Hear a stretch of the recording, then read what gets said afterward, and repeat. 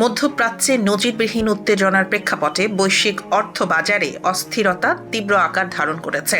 যুক্তরাষ্ট্র ও ইসরায়েলের যৌথ বিমান হামলায় ইরানের সর্বোচ্চ নেতা আয়াতুল্লাহ আলী খামেনি নিহত হওয়ার খবর প্রকাশের পরই বিনিয়োগকারীরা ঝুঁকিপূর্ণ সম্পদ থেকে সরে গিয়ে নিরাপদ বিনিয়োগে ঝুঁকতে শুরু করেন।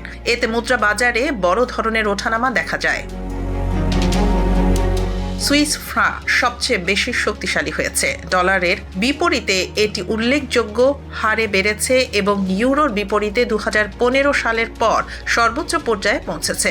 অন্যদিকে ইউরো প্রায় 0.3% কমে গেছে। জাপানি ইয়েন শুরুতে বাড়লেও পরে তেলের দামের ঊর্ধ্বগতির কারণে চাপে পড়ে। স্টার্লিং, অস্ট্রেলিয়ান ডলার ও চীনের অফশোর ইউয়ানও দুর্বল হয়েছে। বিশ্লেষকদের মতে জ্বালানি আমদানি নির্ভর দেশগুলোর মুদ্রা এখন বাড়তি ঝুঁকিতে রয়েছে। বাজারের মূল উদ্বেগ তেলের সরবরাহ ঘিরে। হামলার পর আন্তর্জাতিক বাজারে অপরিশোধিত তেলের দাম প্রায় 9% পর্যন্ত লাফিয়েছে। বিশেষ করে হরমুজ প্রণালী নিয়ে শঙ্কা বাড়ছে। বিশ্বের প্রায় 20% তেল এই প্রণালী দিয়ে পরিবাহিত হয়।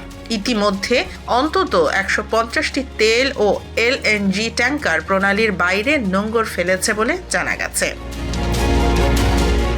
এদিকে মার্কিন প্রেসিডেন্ট ডোনাল্ড ট্রাম্প জানিয়েছেন সামরিক অভিযান কয়েক সপ্তাহ পর্যন্ত চলতে পারে। ইসরায়েলি সামরিক বাহিনীও বলেছে আরও লক্ষ্যবস্তু রয়েছে, যদিও স্থল অভিযান আপাতত বিবেচনায় নেই। সব মিলিয়ে পরিস্থিতি দ্রুত পরিবর্তনশীল। এখন বিনিয়োগকারী ও বিশ্ব নেতাদের দৃষ্টি সংঘাত কতদূর গড়ায় এবং এর অর্থনৈতিক অভিঘাত কতটা দীর্ঘস্থায়ী হয়।